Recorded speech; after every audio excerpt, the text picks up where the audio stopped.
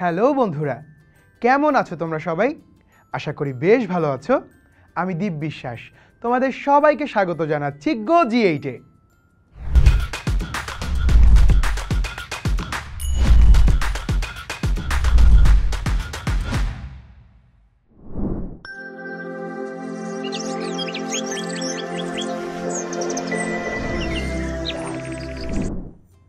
বন্ধুরা, আজ আমরা পড়ব একাদশ দ্বাদশ শ্রেণীর ব্যবস্থাপনা প্রথম পত্র বই থেকে এর অষ্টম অধ্যায়, যার নাম হচ্ছে ব্যবসায়ের আইনগত দিক। বন্ধুরা, এই চ্যাপ্টারের আজ আমরা ব্যবসায় সংগঠন সম্পর্কে বিস্তারিত জানব। বন্ধুরা, তোমাদের নিশ্চয়ই মনে আছে আমরা গত পর্বে কি কি টপিক সম্পর্কে জেনেছিলাম। হ্যাঁ বন্ধুরা, গত এপিসোডে আমরা পড়েছিলাম অধ্যায় 8, অর্থাৎ ব্যবসায়ের আইনগত দিক। বন্ধুরা, তারই ধারাবাহিকতায় এই অধ্যায়ের আজ আমরা 5 নম্বর এপিসোড শুরু করতে যাচ্ছি।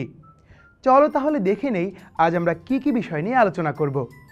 বন্ধুরা, প্রথমেই আসবে কপিরাইটের বৈশিষ্ট্য, তারপরে কপিরাইটের সুবিধা এবং সবশেষে কপিরাইট নিবন্ধন পদ্ধতি। বন্ধুরা চলো এবার আমরা সরাসরি কপিরাইটের বৈশিষ্ট্যে চলে যাই। কপিরাইটের প্রথম বৈশিষ্ট্যই হচ্ছে এটি বুদ্ধিবৃত্তিক সম্পত্তি সম্পর্কিত। কপিরাইট হলো সৃষ্টিকর্মের ওপর মালিকের আইনগত অধিকার। বন্ধুরা, মানুষের জ্ঞান বুদ্ধি থেকে সৃষ্ট এই কর্ম বুদ্ধিবৃত্তিক সম্পত্তি হিসেবে পরিচিত। বন্ধুরা, একজন লেখকের লেখা, কবির কবিতা, গায়কের গান এবং নর্তকীর নৃত্যের সিডি, ফটোগ্রাফারের ছবি, পরিচালকের বানানো সিনেমা, ব্যক্তি বা প্রতিষ্ঠানের উদ্ভাবিত সফটওয়্যার, এ সবই কিন্তু বুদ্ধিবৃত্তিক সম্পত্তি, যা কপি বা নকল করে উদ্ভাবন সম্ভব। এগুলো কপিরাইটের সাথেই সম্পর্কিত। বন্ধুরা, লেখক, শিল্পী, সাহিত্যিক বা এ ধরনের ব্যক্তিবর্গ তাদের মেধা, শ্রম এবং অধ্যবসায়ের মধ্য দিয়ে যে সৃজনশীল কর্মের জন্ম দেন, উক্ত কর্মের ওপর ব্যক্তির সত্যগত স্বার্থ প্রতিষ্ঠা করাই কপিরাইট আইনের একটি মূল বৈশিষ্ট্য। একজনের প্রচেষ্টার ফসল যেন অন্য কেউ ঘরে তুলতে না পারে, যিনি সৃষ্টি করেছেন সেই সৃষ্টিকর্মের যেন তিনি লাভবান হয়, এই আইন তাই নিশ্চিত করে। বন্ধুরা, এবার তোমরা নিশ্চয়ই বুঝতে পেরেছ। বন্ধুরা, কপিরাইট আইনে স্বত্বাধিকারীর অধিকার একটি সময় পর্যন্ত সংরক্ষণের নির্দেশ থাকে। এই জায়গাটি একটু ভালোভাবে মনে রাখার চেষ্টা করবে। প্রকাশিত সাহিত্য যেমন বই, কবিতা, প্রবন্ধ, নাটক, সঙ্গীত ও ফটোগ্রাফ ব্যতীত অন্যান্য শিল্পকর্ম প্রণেতার মৃত্যুর পরবর্তী 60 বছর পর্যন্ত কপিরাইট বিদ্যমান থাকে। ফটোগ্রাফ, চলচ্চিত্র, ফিল্ম, শব্দ রেকর্ডিং ও ফটোগ্রাফের ক্ষেত্রে তা প্রকাশের বছর থেকে পরবর্তী 60 বছর পর্যন্ত এই অধিকার প্রযোজ্য। বন্ধুরা, আবার সরকারি, স্থানীয় কর্তৃপক্ষ ও আন্তর্জাতিক কোনো সংস্থা কর্তৃক সৃষ্টিকর্মের কপিরাইটের ক্ষেত্রেও এই মেয়াদ প্রকাশের বছরের পরেও 60 পঞ্জিকা বছর পর্যন্ত বিদ্যমান থাকে। শুধুমাত্র প্রকাশিত কর্মের সংস্করণের প্রকাশকের ক্ষেত্রে এই মেয়াদ প্রথম প্রকাশের পর সর্বোচ্চ 25 বছর। বন্ধুরা, এরপর দেখো, কপিরাইট নিবন্ধনের বিষয়টি কিন্তু ঐচ্ছিক, মানে এই আইনে কপিরাইট নিবন্ধনের বাধ্যবাধকতা আরোপ করা হয়নি। তবে তোমরা কেন কপিরাইট নিবন্ধন করবে তা জেনে রাখো। বন্ধুরা, কপিরাইট নিবন্ধন করা হলে তা আইনানুগ প্রকাশ্য দলিলের মর্যাদা লাভ করে। অন্যথায় তা সাক্ষ্য প্রমাণ দিয়ে প্রমাণ করতে হয়, যা কষ্টসাধ্য এবং ব্যয়বহুল। বন্ধুরা, কপিরাইট করা হলে ভঙ্গকারীকে শাস্তি পেতে হয়। মনে করো আমাদের ক্লাসের জারিফ একটি বই লিখল। এখন এই বইটি যদি হুবহু বা আংশিক নকল করে কেউ ছাপে বা জারিফের নামেই একটি বই নকল করে বাজারে প্রকাশ করে, তবে তা শাস্তিযোগ্য অপরাধ হিসেবে বিবেচিত হবে। বন্ধুরা, এজন্য আইনে কারাদণ্ড এবং জরিমানা এই উভয় প্রকার শাস্তিরই বিধান রয়েছে, কিন্তু সেটি আমরা জানব পরবর্তী এপিসোডে। বন্ধুরা, এবার দেখো, সৃজনশীল কর্মের প্রণেতা বা প্রথম স্বত্বাধিকারী তার অধিকার চুক্তিমূলে অন্যের নিকট হস্তান্তর করতে পারেন। এই লাইনটি কিন্তু বই থেকেই নেয়া। বন্ধুরা, আমি নিজে পড়তে পড়তে ভাবছিলাম এত কঠিন করে লেখার মানে কি। বন্ধুরা, মূল কথা হচ্ছে মূল মালিক বা স্বত্বাধিকারী চাইলে তা আরেকজনের কাছে হস্তান্তর করতে পারে। মনে করো তুমি একটি গল্পের বই লিখেছ। তুমি এটি প্রকাশের জন্য প্রকাশকের সাথে কপিরাইট চুক্তি করে তাকে তা ছাপার এবং পুনঃছাপার অধিকার প্রদান করতে পারবে।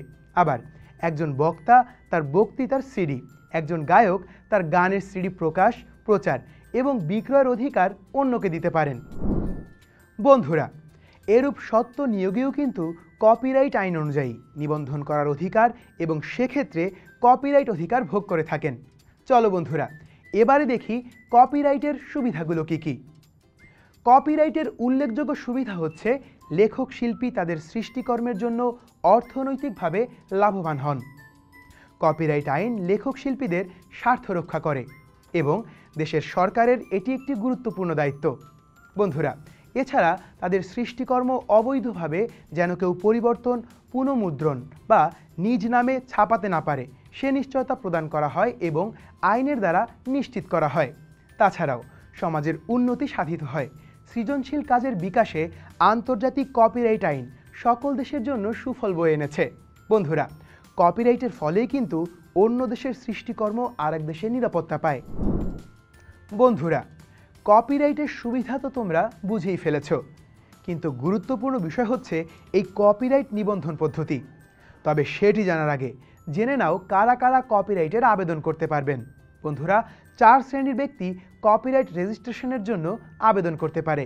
প্রথমে কর্মের রচয়িতা, এরপরে কর্মের প্রকাশক, তারপরে কপিরাইটের অধিকারী এবং সবশেষে কপিরাইট সম্পর্কে আগ্রহী যে কোনো ব্যক্তি। বন্ধুরা, কপিরাইটের নিবন্ধন পদ্ধতিকে আমরা কয়েকটি ভাগে ভাগ করতে পারবো।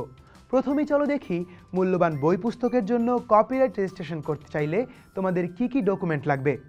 তোমাদের সরকারি কোষাগারে নির্ধারিত ফি জমা দিতে হবে, ট্রেড লাইসেন্সের ফটোকপি প্রদান করতে হবে, আর এর সাথে আয়কর সার্টিফিকেটও জমা দিতে হবে। এছাড়াও তোমাদের কি করতে হবে বন্ধুরা, তোমাদের যদি লিমিটেড কোম্পানি হয় তবে স্মারকলিপি এবং পরিমেল নিয়মাবলীর কপি জমা দিতে হবে। বন্ধুরা, এর সঙ্গে সার্টিফিকেট অফ ইনকর্পোরেশনের কপি জমা দিতে হবে। এর সাথে পণ্য বা বইয়েরও 3টি কপি জমা দিতে হবে। এখন দেখো, তোমাদের কেউ যদি সফটওয়্যার ইঞ্জিনিয়ার হও এবং নতুন কোনো সফটওয়্যারের কপিরাইট করতে চাও তাহলে কি কি ডকুমেন্ট লাগছে। তোমাদের অনেকের মনেই প্রশ্ন আসতে পারে, আচ্ছা ভাইয়া, আমরা তো ব্যবসা বিভাগে পড়ছি, তাহলে আমরা কিভাবে সফটওয়্যার বানাবো। বন্ধুরা, এক্ষেত্রে আমি তোমাদের মনে করিয়ে দিচ্ছি আমার সেই বন্ধুর কথা যে কিনা কলেজ শেষ করেই সফটওয়্যার বানানো শিখেছিল এবং সফটওয়্যার কোম্পানি চালু করেছিল। বন্ধুরা, তাছাড়া তোমাদের পরিচিত কেউ তো জিজ্ঞেস করতেই পারে, তখন যদি তোমরা নিয়মটি বলে দিতে না পারো তাহলে কিন্তু লজ্জার বিষয় হবে। যাই হোক, এবার আমরা পড়ায় চলে যাই। এসব ক্ষেত্রে লাগবে নির্ধারিত ফর্মে আবেদনপত্র 3 কপি, সফটওয়্যারটি সিডি আকারে 2 কপি এবং প্রিন্ট আকারে 2 কপি। এছাড়া প্রয়োজন হবে বাংলাদেশ ব্যাংক কিংবা সোনালী ব্যাংকের যে কোনো শাখায় 1000 টাকা ট্রেজারি চালান করে তার মূল কপি এবং একটি ফটোকপি। বন্ধুরা, তাছাড়াও লাগবে সফটওয়্যারটির মৌলিক মর্মে আদালতে কোনো মোকদ্দমা বিচারাধীন নেই এবং প্রদত্ত তথ্য নির্ভুল ঘোষণা সংবলিত 3 টাকার নন জুডিশিয়াল স্ট্যাম্পে অঙ্গীকারনামা।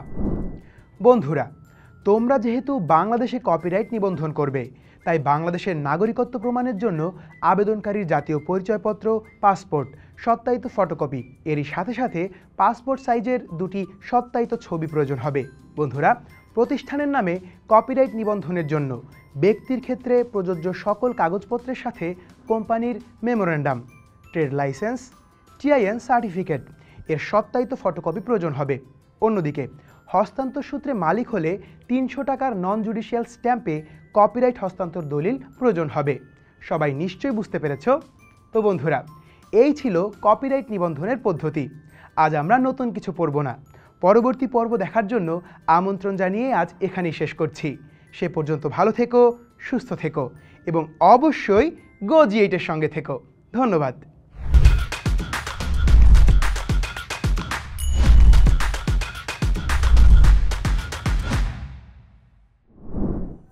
চলো বন্ধুরা, এতক্ষণের আলোচনা থেকে কিছু গুরুত্বপূর্ণ নোটস দেখে নেই। কপিরাইটের প্রধান বৈশিষ্ট্যগুলো হচ্ছে বুদ্ধিবৃত্তিক সম্পত্তি সম্পর্কিত, স্বত্বাধিকারীর স্বার্থ সংরক্ষণ, নির্দিষ্ট সময়ের জন্য প্রয়োগ, কপিরাইট নিবন্ধনের বিষয়টি ঐচ্ছিক, অধিকার ভঙ্গের জন্য শাস্তির নির্দেশ এবং কপিরাইটের সত্ত্ব নিয়োগ গ্রহণযোগ্য। কপিরাইটের উল্লেখযোগ্য সুবিধা হচ্ছে লেখক শিল্পীদের স্বার্থ রক্ষা করা, অর্থনৈতিকভাবে লাভবান করা, সৃজনশীল সৃষ্টির নিরাপত্তা দান ইত্যাদি। যে 4 শ্রেণীর ব্যক্তি কপিরাইট রেজিস্ট্রেশনের জন্য আবেদন করতে পারেন তারা হলেন কর্মের রচয়িতা, কর্মের প্রকাশক, কপিরাইটের অধিকারী, কপিরাইট সম্পর্কে আগ্রহী যে কোনো ব্যক্তি। মূল্যবান বই পুস্তকের জন্য কপিরাইট রেজিস্ট্রেশন করার জন্য প্রয়োজন হয় সরকারি কোষাগারে নির্ধারিত ফি জমাদান, ট্রেড লাইসেন্সের ফটোকপি প্রদান এবং আয়কর সার্টিফিকেট জমাদান। প্রতিষ্ঠানের নামে নিবন্ধনের কপিরাইট রেজিস্ট্রেশনের জন্য প্রয়োজন হবে প্রতিষ্ঠানের নামে কপিরাইট নিবন্ধনের জন্য ব্যক্তির ক্ষেত্রে প্রযোজ্য সকল কাগজপত্রের সাথে কোম্পানির মেমোরেন্ডাম, ট্রেড লাইসেন্স, টিআইএন সার্টিফিকেটের সত্যায়িত ফটোকপি এবং হস্তান্তর সূত্রে মালিক হলে কপিরাইট হস্তান্তর দলিল।